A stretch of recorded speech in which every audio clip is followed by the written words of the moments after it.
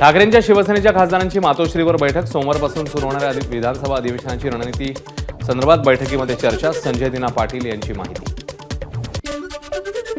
वाढवण बंदर प्रकरणी तज्ज्ञ संस्था नेमण्याचा विचार करा. सर्वोच्च न्यायालयाचे सरकारला आदेश. National fisher works forum and conservation action ट्रस्टने मुंबई उच्च न्यायालयाच्या आदेशावरून दिलेल्या अपिलावर सर्वोच्च न्यायालयात झाली सुनावणी. तुळजाभवानी मंदिराच्या पुनर्बांधणीबाबत पुरातत्व विभागाकडून दुसऱ्यांदा स्ट्रक्चरल ऑडिट करण्यात येणार. पहिल्यांदा करण्यात आलेला स्ट्रक्चरल ऑडिट रिपोर्ट चुकीचा नाही, मात्र काही बाबींची स्पष्टता नसल्यानं दुसऱ्यांदा ऑडिट होणार.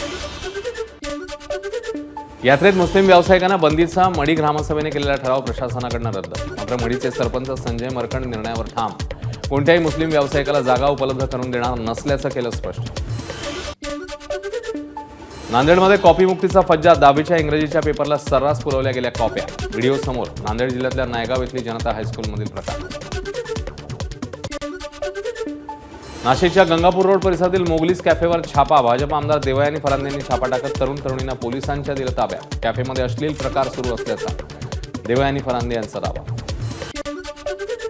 सांगलीमध्ये रयत क्रांती संघटनेकडून रेठरे धरणमध्ये देवेंद्र फडणवीस केसरी बैलगाडी शर्यतीचं आयोजन. बैलगाडी शर्यतीचं यंदाचं दुसरं वर्ष.